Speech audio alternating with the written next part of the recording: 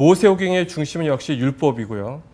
율법은 613가지의 계명으로, 그래서 토라라고 하죠. 근데 율법서 다음에 나오는 구약 성경에 바로 역사서인데, 그 역사서 12권 중에 첫 번째 나오는 것이 이제 여호수아서가 되겠습니다.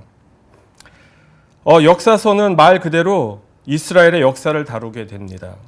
첫 번째, 이스라엘 백성들이 가나안 땅에 들어가는 이야기가 바로 오늘 저희들이 배경 공부를 하게 될 여호수아이고요. 그 다음에 왕이 등장하기 전에 이스라엘을 다스렸던 몇몇 지도자들 이야기가 사사기 이야기가 되겠습니다. 그리고 이스라엘의 중요한 두 명, 사울과 다윗이 나오는데 이분들 이야기가 바로 사무엘 상하가 되겠습니다. 그래서 솔로몬 왕의 그런 분열된 이스라엘과 유다의 여러 왕들에 대한 이야기가 열왕기 상하입니다. 그리고 솔로몬 왕 이후 북이스라엘과 남유다입니다. 그래서 바벨론 포로로 끌려갔다가 다시 돌아오고 하는 그런 이야기인데요. 열왕기 하와 역대기가 되겠습니다. 그리고 바벨론에서 70년 동안 포로 생활을 마치고 다시 이스라엘로 돌아와서 무너진 성벽을 다시 재건하는 것이 바로 에스라와 느헤미야 이야기죠. 여러분들이 지난번까지 묵상했던 그런 느헤미야 얘기가 되겠고요. 그 다음에 페르시아 시대 유대 민족을 구원한 한 여인의 이야기가 나오는데 그것 여러분들 다 아시는 에스더 이야기가 되겠습니다. 제가 이렇게 열거한 내용들이 바로 역사서가 되는 것입니다. 역사서는 대부분 보면 연대기적인 구성으로 되어 있는데 또는 연대기 말고 그 주제별로 되어 있는 구성도 되어 있어요. 그러나 역사서를 볼 때 거의 다가 연대기 순에 의해서 크로노콜라지를 통해서 이루어지고 있다는 것을 우리가 볼 수가 있습니다. 그래서 여러분들 여호수아서 하면 여호수아가 생각이 날 텐데 여호수아가 주인공입니까? 그렇게 생각하십니까? 네, 여호수아서는 여호수아가 주인공이 아니라 여호수아가 주요 인물이긴 하지만 하나님이 주인공이십니다. 네. 뜻은 하나님이 구원이시다. 예. 여호수아가 가나안 땅을 정복할 때 그의 나이가 95. 많은 나이죠. 전쟁을 하기에는 솔직히 젊은 나이가 아니에요. 여호수아는 상당히 두려웠을 것입니다. 아까 우리 소 목사님께서도 말씀하셨지만 여호수아는 겁쟁이일 수도 있었습니다. 모세가 출애굽할 때 나이가 80세였습니다. 그러나 자신은 모세와 비교할 수 없는 모세의 수종드는 여호수아는 종이었잖아요. 그런데 모세만큼 위대하지 않았고 나이도 더 많았기 때문에 여호수아는 두려워할 수밖에 없었던 것이죠. 그래서 여호수아의 그 두려운 마음을 너무도 잘 알고 계시는 하나님께서 1장에서 이렇게 말씀하세요. 두려워하지 말라, 강하고 담대하라는 말씀을 계속 반복하고 계시고 하나님께서 여호수아를 위로하시고 용기를 주시는 것이죠. 그래서 이스라엘 백성들도 여호수아에게 이런 사랑의 응원의 박수를 보내주죠. 용기를 넣어주고 강하고 담대하라고. 그래서 여호수아서는 크게 세 부분으로 나눌 수가 있습니다. 1장부터 12장까지 이야기인데요. 땅을 정복하는 이야기인데 7년 동안의 상황이고요. 그 다음에 특히 12장은 여호수아가 정복한 왕들의 이름이 이렇게 목록으로 쭉 나열이 되어 있습니다. 그리고 두 번째로는 13장에서부터 22장까지는 아직 정복하지 못한 가나안 땅을 9지파 반에게 나누어 주는 이야기가 8년에 걸친 이야기가 나누어져 있고요. 그리고 2지파 반 르우벤과 갓, 므낫세 반지파 이미 요단강 동편에서 땅을 이미 분배를 받았습니다. 그래서 각 지파들에게 땅을 나눠주는데 땅을 나눠주는 내용들이 얼마나 지루한지 모르겠습니다. 왜냐하면 그 지루한 이유는요. 이 땅의 이름들이 우리가 낯설은 이름들이에요. 그런 낯설은 이름들이 나오기 때문에 더욱 지루하게 느껴지는 것이죠. 그리고 여호수아서 23장에서 24장을 보면 여호수아의 그런 마지막 설교가 되고요.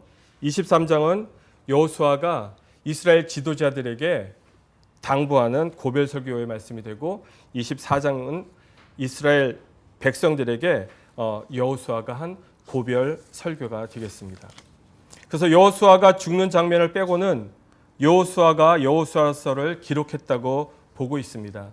여러분들도 그 큐티 책을 보게 되면 저자의 란에 여호수아가 아닐 것이다라고 얘기하고 그다음에 저자는 누구인지 모른다라고 이렇게 말씀을 하고 있거든요. 근데 참 저희도 혼동이 되는 것도 저희는 신학교에서 여호수아가 배웠다라고 그렇게 배웠거든요. 그리고 일반 많은 성경책들을 보니까 성경책에서는 저자가 여호수아라고 나와 있는데 그 다른 신학책 것도 이 생명의 삶에 나와 있는 거 보니까 저자는 여호수아가 아니라 다른 사람일 것이다라고 추정하고 있어요. 그만큼 학자들의 견해가 좀 분분해서 이걸 갖고 뭐 이렇게 크게 디베이트는 없었으면 좋겠습니다. 원 저자는 하나님이시기 때문입니다.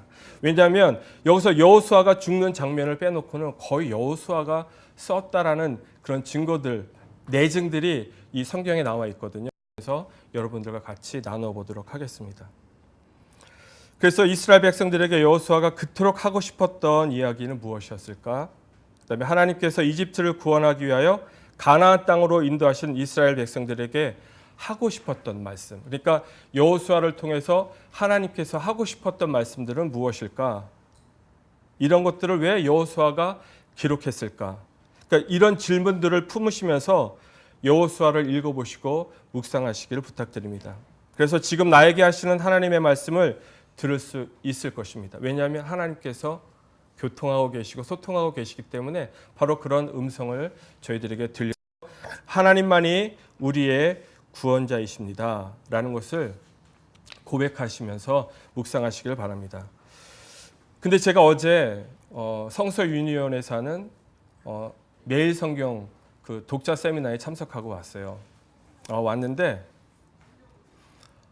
그것은 사무엘 하가 요번 7월 달서부터 묵상하는 말씀이거든요. 근데 보면 매번 보면은 지난번에는 사무엘 상에 대해서 배웠고 요번에는 사무엘 하에 대해서 말씀을 하셨어요. 근데 보통 사무엘 상하가 한 권이었거든요. 근데 두 번에 나눠서 이런 배경 설명을 하고 있었어요. 그래서 물론 이제 부담감은 있었습니다. 왜냐하면 강의를 또 준비하고 PPT 같은 걸 만들어야 되는 그런 과정에서 뭐 어떻게 가리키고 어떻게 설명들을 하고 있는지 궁금해서 그 강의에 참석을 하게 되었습니다. 그러나 이라는 그런 기법으로 이렇게 정말 이해가 편하게 이렇게 구술하는 것들을 제가 볼 수가 있었고요.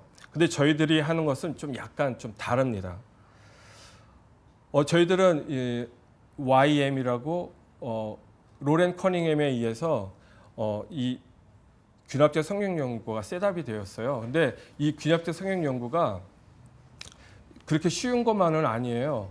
굉장히 좀 아카데믹한 거기 때문에 배우기는 어렵지만 배우고 나면 정말 여러분들에게 성경을 내가 주석할 수 있는 그런 실력까지 만들어질 수 있도록 하거든요. 그래서 목사님들이나 사역자들은 굉장히 좋은 툴이 될 수가 있는데 아무튼 이런 우리가 나누는 이런 그 큐티보다도 굉장히 좀 깊숙하게 들어가는 것이 바로 그런 균합적 성경 연구가 되겠습니다. 그런데 큐티의 단점이 있어요. 뭐냐면 말씀의 그런 파편화와 분절화되는 것이죠. 왜냐하면 앉은 자리에서 성경을 한 권을 쭉 읽어야 되는데도 불구하고 말씀을 그저 이렇게 몇 단락씩 하루에 나눠주는 묵상만 하다 보니까 말씀이 파편화되고 분절화된다는 것이죠. 거기에 대한 단점이 있는 것이고요. 그 다음에 잘못된 관찰이 잘못된 해석을 낳고요.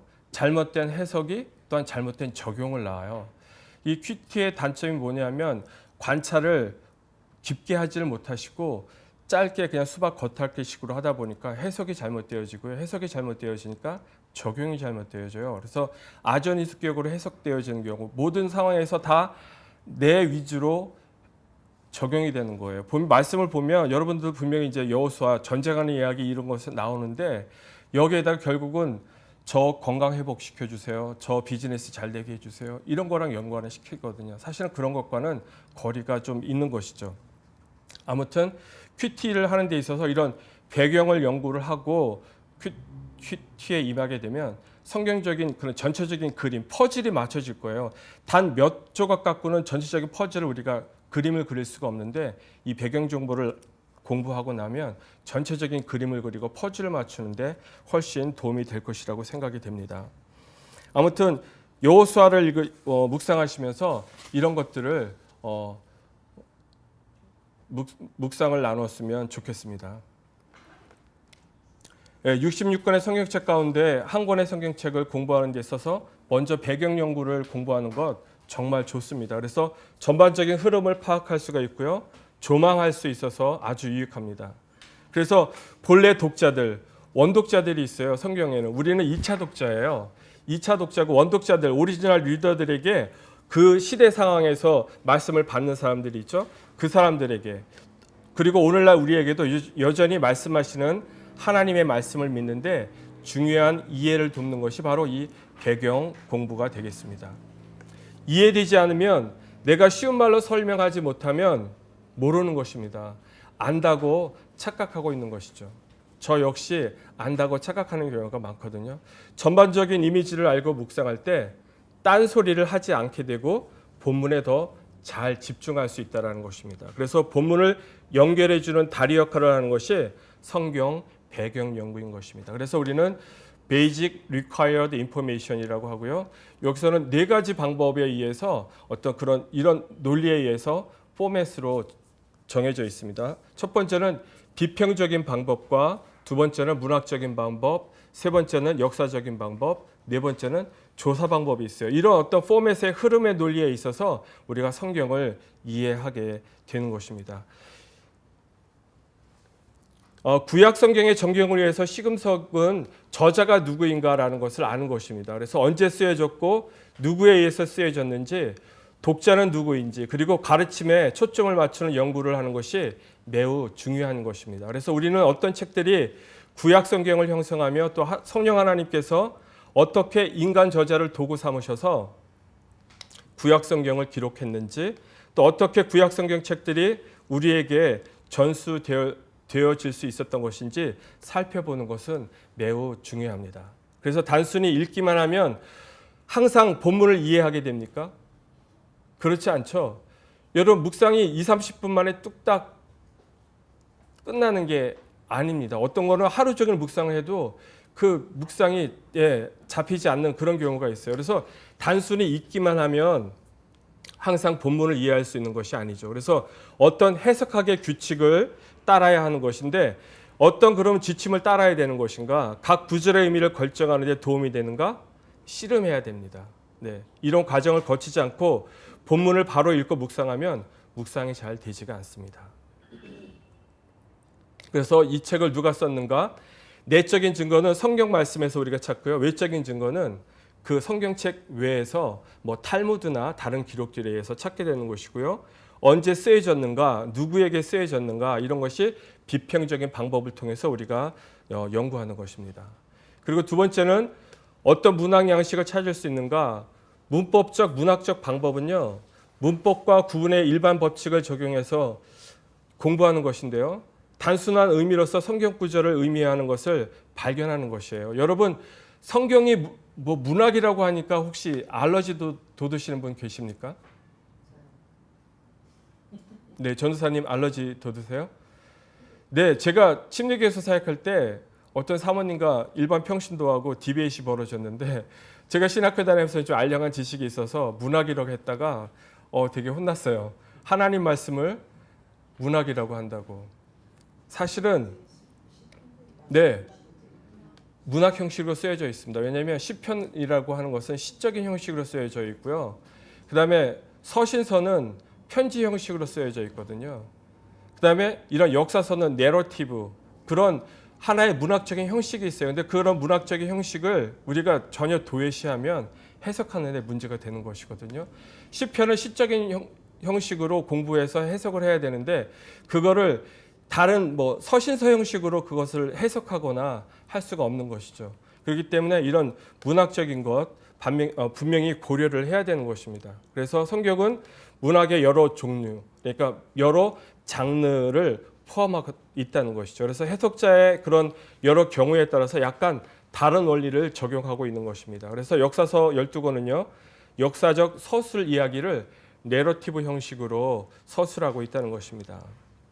네, 시와 비유들은 특별한 주의를 요구하죠. 그래서 시편 같은 것들은 정말 이렇게 해석하고 묵상하기가 이렇게 쉽지는 않습니다. 그런 문학적인 유형을 고려하지 않으면 성경 구절을요 왜곡할 수가 있다는 것을 주의해 주시기 바랍니다. 역사적인 방법은 역사적인 배경 가운데 무엇을 말하고 있는지 결정하려고 찾는 것이 역사적인 방법인 것입니다. 그래서 역사적인 방법은 저자가 성경 구절을 기록할 당시에 그런 역사적인 배경을 살펴보는 것이고요.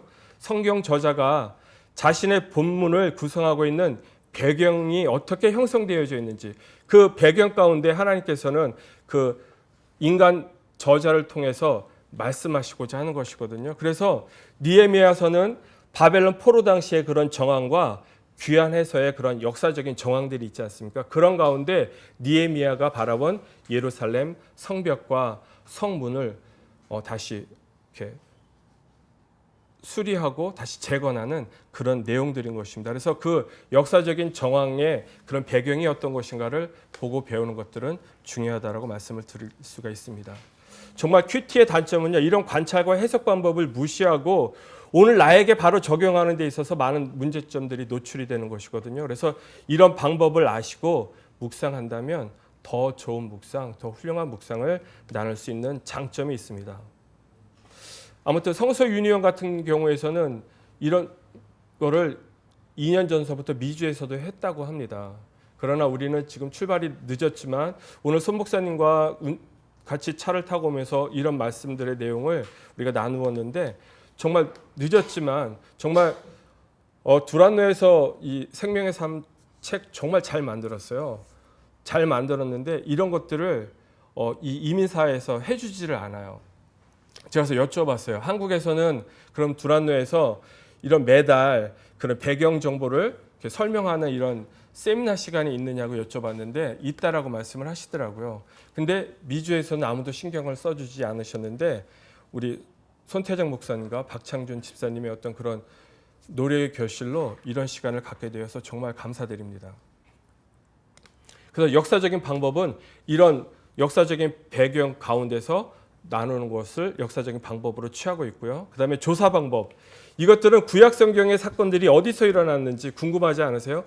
고대 근동 지역의 메소포타미아나 시리아나 팔레스타인, 애굽 이런 들이 고대 근동의 이제 메인 나라로 등장을 하는데요. 이 지역을 연결하면 비옥한 초생달 지역이에요. 왜냐하면 비옥한 초생달 지역은 비가 내리는 곳이고 강이 있는 곳이기 때문에 바로 바벨론 포로로 끌려갈 때도 이 비옥한 초생달 지역을 통해서 건너갔고요. 맨 직선 지역으로 건너갈 수가 없는 것은 직선 지역은 사막이기 때문에 단 하루도 물 공급을 하지 못하면 그냥 죽고 맙니다. 그래서 비옥한 초생달 지역을 통해서 이 사람들이 이동을 하게 되는데요. 이 이스라엘은 4개의 소지역으로 나눠지는데 해안 지역이 있고 중앙 산지가 있고 요르단 지구대가 있고 요르단 동편 산지가 있어요. 그래서 모압 평지에서 가나안 지역을 바라보면서 요르단 동편에서 두 지파 반에게 먼저 땅을 분배하는 내용들이 나옵니다. 그리고 고대 근동에 대로들이 있었는데 요즘 길로 말하면 하이웨이 아닌 내지는 프리웨이라고 말씀드릴 수 있는데 비아 마리스라는 해변길이 있어요. 이것은 해안 도로를 통해서 가는 길이 있었고요. 그다음에 더 킹스 하이웨이, 그래서 왕의 대로라는 길이 있었어요. 이런 길로서 무역을 했었고 사람들이 움직이는 그런 역할들을 했던 것이죠. 그래서 구약 성경은 어떤 사건들을 묘사하고 있는가? 이스라엘 조상들, 족장들을 여러분 아브라함과 이삭과 야곱과 요셉 이런 네 족장들, 그 다음에 모세와 여호수아가 이스라엘을 시작하게 되고요. 그 다음에 다윗 왕조가 어떤 국가로서 왕을 갖는, 그 전에는 신정 국가 체제에서 이제는 왕정 국가. 주변 나라들을 보니까는요, 다 왕들이 있는데 나라가 다 잘 융성하게 되거든요. 그래서 왕을 달라고 하고, 그래서 왕이 되어지고요. 또 이스라엘이 범죄를 범함으로 말미암아 아시리아로부터 주전 722년에 사마리아 북이스라엘이 망하고요. 586년에 남왕국 유다가 바벨론에 의해서 망하는 그런 결과를 가져오게 됩니다. 이런 것들을 책의 중심 내용은 무엇이고 쓰여진 목적은 무엇이고 하나님의 성품은 무엇인지 이런 것들을 우리가 연구하고 조사해서 이런 것들을 배경 정보로 알고 성경을 읽는다면 훨씬 더 이해의 폭을 넓힐 수가 있고 묵상하는 데 있어서 그 내용 밖으로 나갈 수 없는 그런 어떤 바운드리를 결정해 주는 아주 귀한 공부라고 생각할 수가 있습니다. 첫 번째로 비평적인 방법을 보면은요. 여호수아는 히브리식 이름이고요. 헬라식 이름은 예수예요. 이예수. 그래서 IX로 이니셜을 따서 IX로 표시도 하기도 하고요.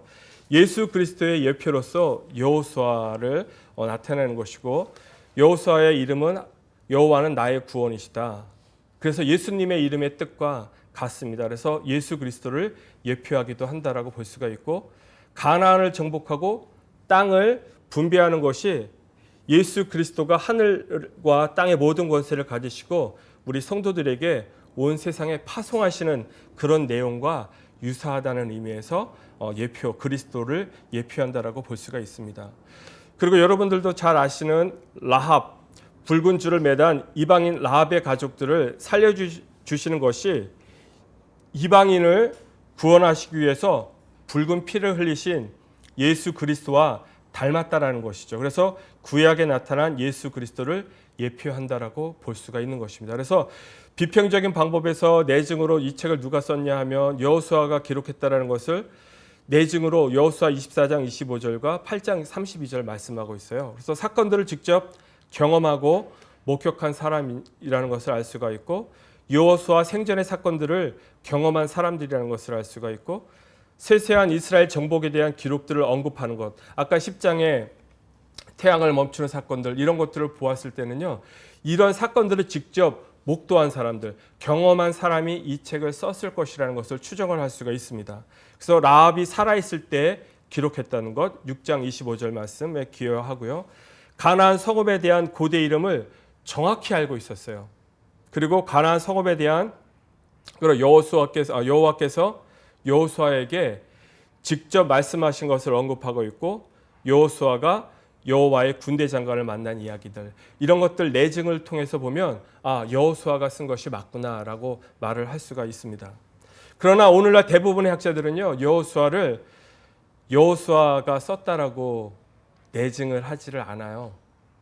저작의 연도나 여호수아가 살던 시대로부터 많은 세월이 흘른 주전 6세기나 7세기경에 쓰여진 것으로 결론을 내리는데 그러나 여호수아가 전체를 저작했지 않았을 거라고 할지라도 무언가를 기록하고 있는 모습은 여호수아서 24장 26절에 말씀을 합니다.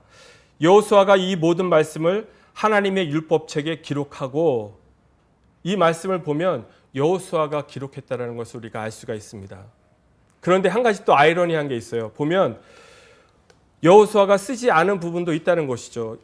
복에 대한 기록이에요. 24장 29절에서부터 30절. 아니 내가 죽어가면서 어떻게 써요? 이건 말도 안 되는 것이잖아요. 그러니까 여호수아가 쓰지 이 구절을 보면서 학자들은 여호수아가 쓰지 않았을 것이라고 또 얘기를 하는 것이죠. 그래서 단지파가 레센을 정복한 사건 19장 47절 말씀, 그 다음에 사사시대의 단지파가 차지한 땅 사사기 18장 1절 말씀에 근거해서 여호수아가 쓰지 않았다라고 또 하는 지지하는 학자들도 있어요. 근데 위의 내용들 탈무드에서 여호수아서를 여호수아가 기록했다라고 언급을 하고 있고요. 여호수아의 죽음에 대한 기록은 엘르아살이 기록했고 단지파 레센 정복 사건은 대제사장 엘르아살의 아들 비느하스가 기록했다라고 합니다. 그래서 이런 정황으로 봤을 때 이것은 여호수아가 쓴 책이 맞구나라는 것이죠. 우리가 이런 정황을 보고 추정할 수가 있는 것이죠. 왜냐하면 이 여호수아가 쓰여질 당시 내가 여호수아가 이 책을 쓴다. 그리고 몇 년 몇 월 며칠 날 쓴다. 이런 내용들이 없잖아요. 오직 그것을 알 수 있는 것은 성경적인 내증과 이런 탈무드, 외경 같은 걸 통해서 우리가 그 고고학적인 증거 결과로 우리가 언제쯤 쓰여졌고 누구와 쓰여졌다라는 것을 우리가 추정해서 알 수가 있는 것이죠. 이런 정황들을 볼 때 이 책의 대부분은 아마도 여호수아 자신이 손으로 기록한 증인의 기록들로부터 나온 것으로 결론 짓는 것이 합리적인 추론이라는 것이죠. 그래서 생명의 삶 앞부분에서 저자 여호수아는 주요 인물로 등장하지만 저자로 보기는 어렵다라고 기록하고 있는데 저희는 여호수아를 저자라고 말씀드릴 수가 있는 것입니다. 왜냐? 이런 정황들로 말씀드릴 수가 있는 것이죠. 그래서 연대 부분에서 보면 일정 시기에 여러 시대의 자료들이 통합되었다라고 보는 견해도 있고요. 목적적인 부분에서는 가나안 땅에 전쟁이 멈추긴 했지만 이스라엘을 완전히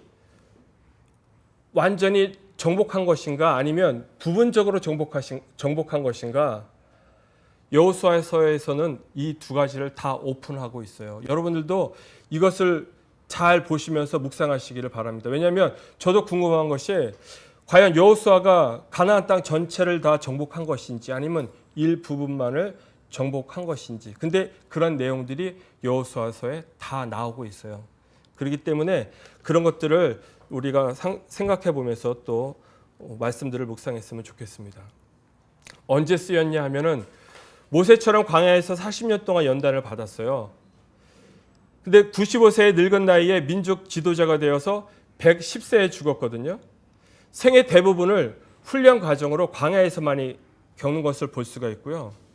정말 갈렙이 헤브론을 요구할 때 나이가 85세였고 갈렙이 가나안을 정탐할 때 나이가 40세였어요. 그러니까 이런 과정들을 보면 참 모세로부터 여호수아가 모세를 수종드는 자였잖아요. 종이었어요. 그래서 모세의 그런 리더십이나 이런 것들을 잘 광야 그 훈련 과정을 40년 훈련 과정을 통해서 잘 배웠을 것으로 우리가 알고 있는 것이고요. 그다음에 가나안 입성을 통해서 1개월 동안 준비를 해요. 1개월 동안 준비를 하고 전쟁을 7년 동안 하고요. 분할과 정착을 또 8년에 이루어서 해요. 도합 보면 한 15년, 약 20년의 과정을 거쳐서 이스라엘을 정복하고 정착하는 그런 과정이 나타납니다. 그래서 천국 입성의 그림자를 우리가 타이폴로지라고 하는데 바로 예표, 이것이 바로 새 하늘과 새 땅을 나타내는 것이죠. 그래서 여호수아서 65장, 66장에서 말씀하고 있고요. 계시록 21장에 말씀하고 있어요. 근데 새 하늘과 새 땅을 신천지라는 이단에서 차용해 가가지고 우리는 새 하늘과 새 땅 쓰면은 알러지 반응이 일어나요. 좋은 말인데도 불구하고 잘 안 쓰죠. 아무튼 우리가 선수를 놓친 것 같아요. 이스라엘 백성들은 가나안 경계에 서서 하나님께서 아브라함에게 수백 년 전에 벌써 아브라함에게 창세기 12장 7절에 그런 말씀을 하셨어요. 언약을 하셨죠. 가나안 땅을 너에게 주겠다라고. 이 사실은요 굉장히 흥미로운 사실이에요. 근데 요단강을 건너서 약속의 땅을 정복한 것은 심각한 도전이었어요. 왜냐하면 갈렙과 여호수아를 탐정으로 보냈을 때, 스파이로 보냈을 때 하는 말이 기골이 장대하고 우리는 그 사람들과 대적이 안 되고 우리는 메뚜기 같다라고 12명을 한 지파의 대표로서 12명을 택해서 보냈는데 두 사람 여호수아와 갈렙만이 아니다 우리가 이길 수 있다라고 했는데 10사람이 우리는 상대가 안 돼요. 우리는 메뚜기 같아요. 뭐 이렇게 하니까 두렵고 떨리는 마음이 먼저 사로잡았을 것입니다. 아마 이런 심각한 상황 가운데서 하나님께서 여호수아를 아까 위로한다고 말씀하셨잖아요. 강하고 담대하라고 말씀하시고 용기를 불어넣어 주시고 하는 그런 하나님의 어떤 계획 가운데 다 들어와 있다는 것이죠. 그래서 앞에 놓인 사명은 참 흥미롭고 진지했지만 이 전쟁을 통해서 삶과 죽음이 결판이 나는 상황에서 아마 여호수아도 굉장히 두려웠을 것입니다.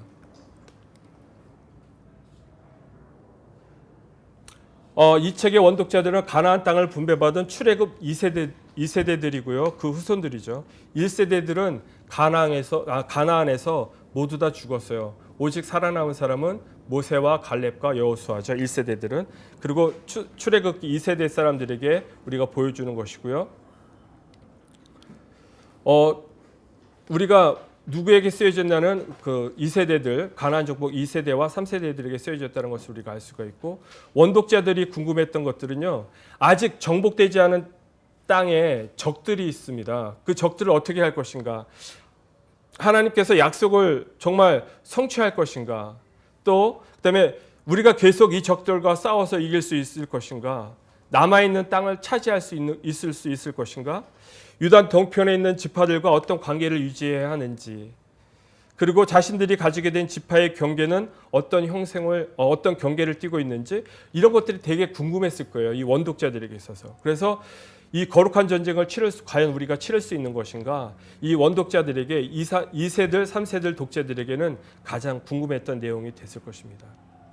신학적인 이슈들은요, 하나님의 약속과 명령을 따라서 원주민들을 멸시하고 그 땅을 차지한 이스라엘 관점에서 당연한 일이지만 입장을 바꿔서 한번 생각해 보자고요. 갑작스럽게 습격을 받아서 죽어가는 가나안의 그런 성실한 사람들, 노약자들, 이런 사람들 입장에서는 매우 억울한 일일 것입니다. 게다가 이스라엘 원주민들 중에서도 거짓말을 하지 않은 선한 사람들이 있지 않습니까? 라합 같은 사람, 또한 기브온 족속 같은 사람들은 정말 이런 사람들은 선한 사람이라고 할 수 있는데 이런 사람들까지 다 모조리 죽여야 되는 건지, 여러분들이 중고등학교 자녀들을 둔 학생들이 있다면 반드시 이런 과정에 있어서 학교에서 이런 디베이트이 있었을 것이에요. 왜냐하면 하나님께서는 이런 진멸하라고 했을 때 진멸은 모두 다 죽이거나 뺏어오거나 하는 그런 것들이거든요. 근데 어떻게 선한 양심을 가진 이런 사람들, 어린아이들까지 모조리 무차비하게 죽일 수가 있는 것이냐. 여러분, 하나님이 사랑의 하나님이 아니지 않느냐, 무서운 하나님이지 않느냐, 강압적인 폭력의 하나님이지 않느냐, 이런 얘기들을 할 수가 있어요. 근데 그런 것들을 우리가 묵상하는 가운데 하나님께 여쭤봐야 돼요. 그러나 이 성경의 내증으로서는 왜 그랬는지는 다음에 제가 PPT를 보면서 또 말씀드리도록 하겠습니다. 10장의 해와 달이 멈춘 사건, 정말 이것들이 정말 해와 달이 정말 멈췄는지, 나사에서 어떤 사람 연구원이 이걸 연구했다고 하는데 그게 또 거짓말로 드러났고요. 아무튼 이런 것들을 우리가 어떻게 믿어야 되는지 그런 것들을 우리가 보도록 하겠습니다. 바로 이것입니다. 레위기 18장 6절에서 30절 말씀 한번 읽어볼까요? 이것만 한번 읽어보고 한번 넘어가도록 하겠습니다. 제가 한번 읽어드리겠습니다. 각 사람은 자기의 살부치를 가까이하여 그의 하체를 범하지 말라. 나는 여호와니라. 내 어미의 하체는 곧 내 아버지의 하체이니 너는 범하지 말라. 그는 내 어머니인즉 너는 그 하체를 범하지 말지니라. 너는 내 아버지의 아내를 하체를 범하지 말라. 이는 내 아버지의 하체니라. 너는 내 자매 곧 내 아버지의 딸이나 내 어미의 딸이나 집에서나 다른 곳에서 출생하였음을 막론하고 그들의 하체를 범하지 말지니라. 내 손녀나 내 외손녀나 하체를 범하지 말라. 이는 내 하체니라. 내 아버지의 아내가 내 아버지에게 낳은 딸은 내 누이이니 너는 그의 하체를 범하지 말지니라. 너는 내 고모의 하체를 범하지 말라. 그는 내 아버지의 살부치니라. 너는 내 이모의 하체를 범하지 말라. 그는 내 어머니의 살부치니라. 너는 내 아버지의 형제의 아내를 가까이하여 그의 하체를 범하지 말라. 그는 내 숙모니라. 너는 내 며느리의 하체를 범하지 말라. 그는 내 아들의 아내이니 그의 하체를 범하지 말지니라. 너는 내 형제의 아내를 하체를 범하지 말라. 이는 내 형제의 하체니라. 너는 여인과 그 여인의 딸의 하체를 아울러 범하지 말며 또 그 여인의 손녀나 외손녀를 아울러 데려다가 그의 하체를 범하지 말라. 그들은 그녀의 살부치이니 이는 악행이니라. 너는 아내가 생존할 동안에 그의 자매를 데려다가 그의 하체를 범하여 그로 질투하게 하지 말지니라. 이해가 가시죠? 하나님의 심판을 받아 진멸한 당연한 사람들이에요. 왜냐하면 사람들의 죄가 과연 어떤 것이죠? 지금 저희가 본문을 읽은 레위기 18장 6절에서 30절 말씀에 상세하게 기록되어 있죠. 대부분이 성적인 문란인 것입니다. 왜냐하면 출애굽한 지 얼마 되지 않은 사람들이, 정체성을 아직 갖지 않은 사람들이 가나안 땅에 들어갔을 때 문화적으로 동화되기 쉬웠기 때문에, 그 문화를 받아들이기 쉬웠기 때문에 이런 말씀들을 하고 있는 것이죠. 그래서 이스라엘 민족들을 하나님께서 사랑하셔서 율법을 주신 것이고요. 그래서 율법이 나쁜 것이 아니고 율법주의가 나쁜 것이고, 율법 613가지의 엑스트랙이 바로 10계명인 것이죠. 그런데 이스라엘 백성을 사랑해서 주셨던 말씀이에요. 근데 우리가 이런 말씀은 모르고 진멸하라고 했다고 해서 하나님은 무서운 하나님, 폭력적인 하나님, 이건 하나님이 아니다. 사랑의 하나님이라고 말씀하면서 어떻게 이렇게 연약한 사람들, 선한 사람들까지 다 진멸하고 도륙할 수가 있느냐 하는 것이죠. 인본주의적으로 말을 했을 때는 말이 안 되는 말씀이에요. 그러나 이스라엘 민족, 바로 노예 생활을 하고 440년 동안 애굽에서 살았고 120년 동안 요셉을 모르는 왕 등장 이후로 120년 동안 약 4세대 동안 노예 생활을 했거든요. 4세대 동안 노예 생활을 했으면 정체성은 완전히 없어지는 것이거든요. 우리도 일제 잔해 36년에 일본 식민지였지 않습니까? 그런 가운데서도 지금까지도 일본의 영향력이 아직까지도 있어요. 하물며 4세대 약 120년간의 노예 생활을 했을 때에는 정체성은 다 잃어버리고 만 것이죠. 그래서 이 사람들 정체성이 없는 사람들에게 이런 정체성을 불어넣어주기 위해서 이런 말씀을 하셨던 것이죠. 그러나 어떻게 했어요? 다 진멸하지 못하고 일부 남겨오고 또 전리품을 가지고 왔잖아요. 이런 것들을 봤을 때 하나님께서는 진멸하라고 당연히 하실 수 있는 말씀이셨던 것입니다. 그래서 진멸은요, 재물과 정의를 실행을 의미하는 거예요. 여기서도 보면 아간의 이야기도 나오고 정복 과정에서 물건을 훔쳤다가 자신 온 집안을 진멸하는 이야기들이 나오고요. 라합의 거짓말, 여리고성 함락, 여호수아의 긴 하루, 가나안 정복의 범위, 이런 것들이 이제 신학적인 이슈가 되어질 수가 있어요. 신학적인 주제, 우리가 목사님과 운전하면서 내보면서 이제 대화 나눈 것 중에서도 오늘 어떤 얘기가 주제가 될 것이냐, 땅, 안식, 예배, 언약, 거룩, 이런 것들이 여호수아서에 나와 있는데 묵상을 통해서 우리가 이런 것들을 잘 묵상을 하셔야 될 것으로 생각이 됩니다. 그래서 가나안 이해하기, 가나안이 어떤 민족인가? 근데 여러분, 히브리, 아기여, 헷가닥, 그래서 7족속, 여기 보면 히위, 브리스, 아모리, 기르가스, 여부스, 헷 족속, 가나안 족속, 가나안 7족속을 외워야 되는데요, 외우기가 쉽지가 않아요. 그래서 이니셜만 따가지고 앞에 단어들만 따가지고 이렇게 불렀습니다. 히브리, 아기여, 헷가닥. 좀 재밌지 않습니까? 히브리, 아기여, 헷가닥. 그래서 이 가나안 7족속을 외우는데 좀 도움이 되었으면 좋겠고요. 우리가 그 자료를 내어드렸지만 가나안 문화를 알아야 되고요. 바알 신을 섬겼고요. 또 가나안 종교도 알아야 되겠고, 또한 가나안에 세 여신이 있었어요. 아세라와 아낙과 아스타롯. 그리고 바알 숭배했던 것. 이런 것들이 상당히 그 성전에서 일어나는 것들이 정말 그 성전 창기들이 있지 않습니까? 그 사람들이 오늘날로 말하면 예배 드리는 사람들, 어떤 보면 사제들이라고 볼 수가 있는데, 이 사람들이 매음을 해요. 신정 창기들이 매음하는 의식, 그 다음에 몰렉신에게 자기 자신을 불에 태워서 산제사를 드리는 의식, 그 다음에 거룩한 결혼, 이런 것들이 거룩한 결혼이고 의식이라는 거예요. 하나님께서 보기에 얼마나 악한지 모르는 일이죠. 그렇기 때문에 가나안 민족을 다 진멸하라고 말씀하셨던 것이죠. 하나님 형상대로 우리를 만들으셨잖아요. 근데 그 자기 자녀들을 불살라버리는, 말도 안 되는 그런 문화를 갖고 있기 때문에 하나님께서는 진멸하라고 말씀하셨던 것이고요. 문학적인 방법으로서 제가 말씀드렸던 역사서는요, 산문과 시, 이런 데도 시가 있고요. 창세기에도 시가 나타나거든요. 그런, 여러분 영어 성경을 보면은 약간 슈링크돼서 좀 들어간 부분, 작은 글씨로 돼서 들어간 부분이 있어요. 그런 부분은 시의 형식을 이루고 있습니다. 그래서 역사서를 보면 대부분 산문과 이런 시들이 더러 들어가 있다는 것을 문학적인 양식은 시가 있고 산문이 있다는 것을 우리가 알 수가 있습니다. 그래서 역사적인 방법에는 그 책 안에 나오는 역사적인 사건들에 대한 대략적인 때를 정하는 것, 이런 것들을 제가 다 나눠드렸던 자료에 자세히 나와 있으니까 한번 그것들을 이해하시면서 묵상하시면서 한번 찾아보시길 바라고요. 제가 나눌 것은요, 이거예요. 지금 몇 분 남았죠, 집사님? 5분 안에 나머지 내용들을 다 설명하도록 한번 해보겠습니다. 여러분, 히브리 문학 중에 형식 중에 이렇게 카야이즘이라는 것들이 나오는데요.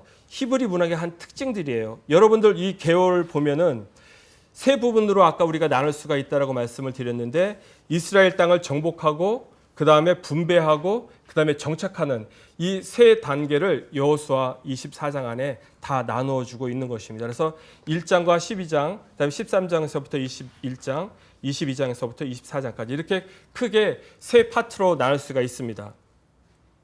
그런데 1차 가나안 땅의 정복을 보면요. 저희들이 이제 여기서 묵상에 들어가서 어떻게 묵상을 해야 되는지 저희들이 이제 그런 관점을 보여드리도록 하겠습니다. 1장에서부터 8장까지 내용을 보면은요. 여호수아가 이스라엘에게 아브라함에게 약속한 땅, 가나안 땅으로 인도하셨잖아요. 인도하셔서 그 12장 안에서 이렇게 8장 안에서 이렇게 보면은요. 정복 이야기가 나오는데 여기서도 한 7단락이 나눠지는 것을 우리가 볼 수가 있어요. 여기서 보면은 이 D 부분에 제가 빨간 글씨로 해놓은 부분이요. 핵심 부분이 되는 것이죠. 1장에서 8장 가운데 5장에서 1절부터 15장까지 말씀이 이스라엘이 가나안에서 여호와께 단을 쌓았다라는 것이 중요한 것이죠. 여기서 보면 율법에 대한 강조로 시작하고 있어요. 한번 보시면은 A 보면은 모세 율법에 대한 강조로 시작하고 모세 율법에 대한 강조로 마치는 것. A와 A-가 대꾸 형식으로 이루어지는 것을 우리가 발견할 수가 있거든요. 그래서 이게 히브리 문학의 특징들이에요. 근데 우리는 장절로 나누어져 있기 때문에 이런 걸 우리가 발견하기가 쉽지가 않아요. 옛날에는 두루마리 성경이었기 때문에 두루마리를 쭉 나와 있는 것들을 이스라엘 사람은 다 암송을 했잖아요. 그러다 보니까 어떤 문학적인 형식 틀이 있었던 것이죠. 근데 이거를 인위적으로 사람이 장절로 나눴거든요. 그렇게 함으로써 이런 것들을 발견하기가 쉽지가 않은 것이에요. 근데 이런 것들을 이제 학자들이 이런 것들을 관찰해 냈고요. 이런 것들을 우리가 이런 요점을 그러니까 묵상할 때 1장부터 8장의 본문 가운데 5장이 핵심 부분이었지. 5장 부분을 중심으로 인해서 이렇게 대꾸가 되는 것. 라합을 통해서 들은 고무적인 소식이 라합이 정탐꾼을 숨겨준 이야기가요.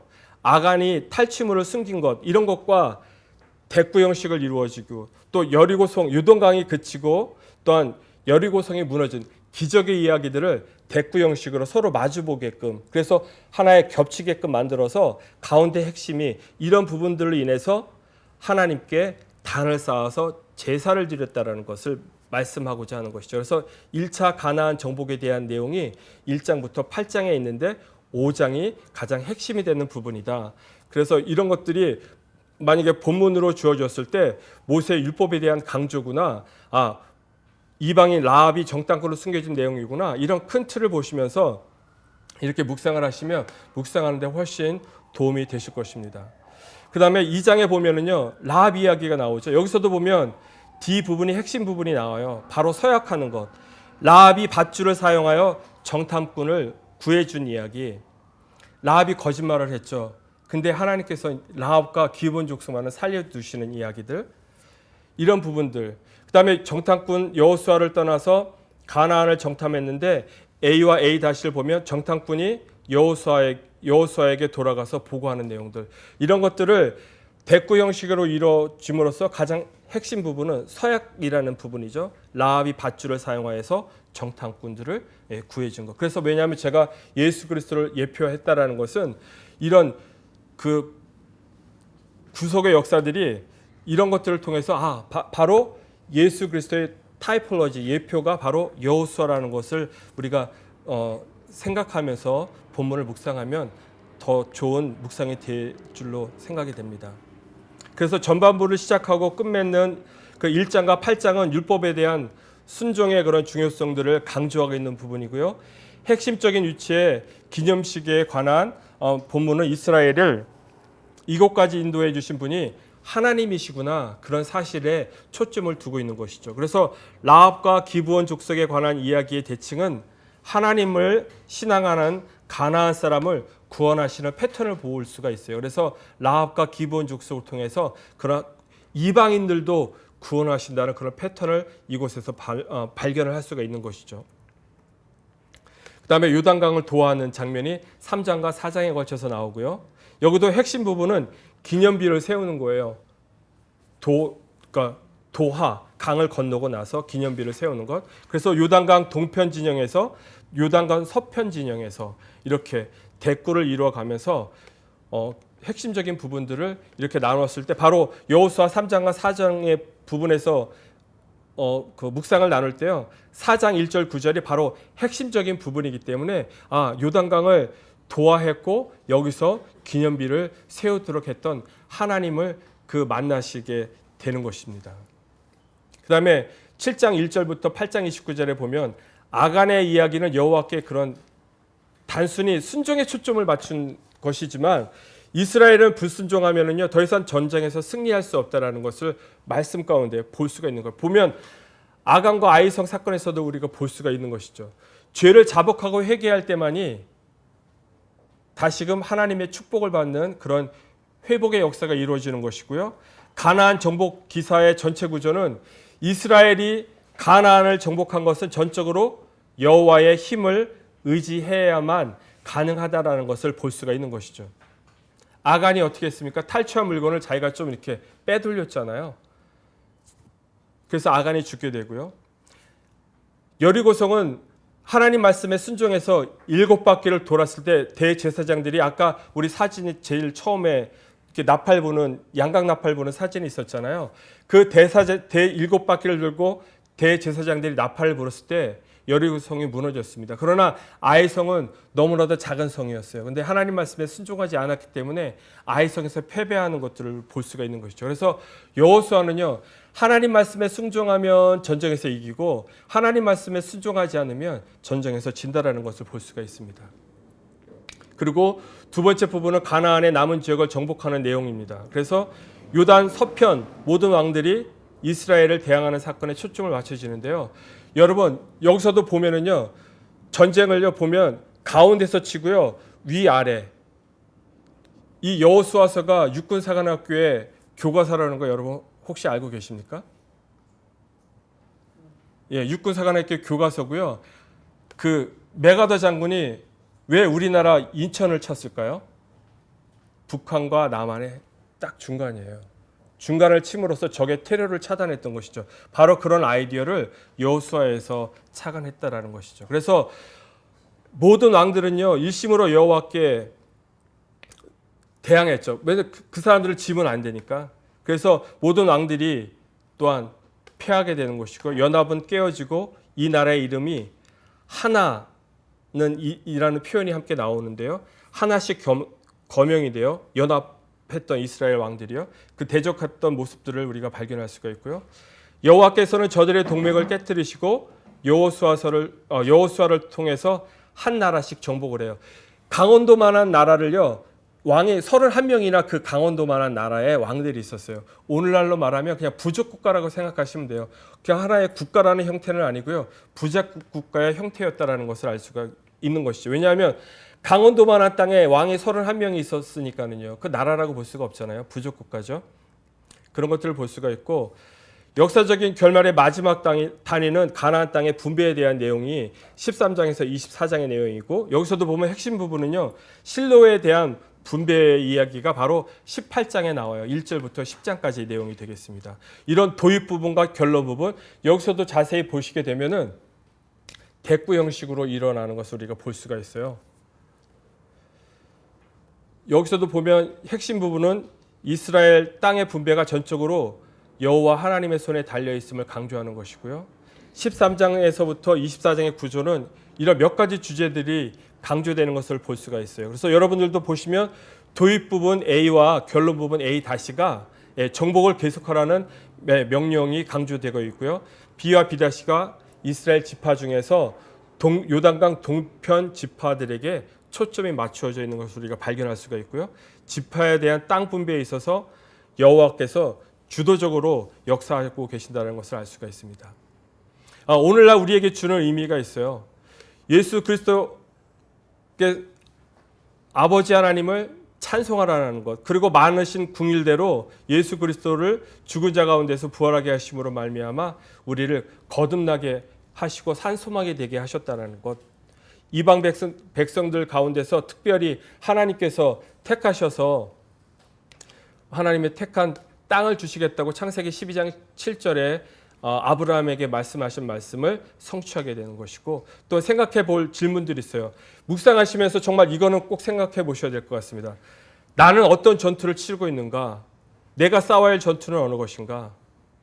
나는 어디서 힘을 얻고 있는지, 나에게 승리를 주시는 분이 누구이신지, 승리란 과연 무엇인지, 내가 찾는 안식일은 어떤 것인지.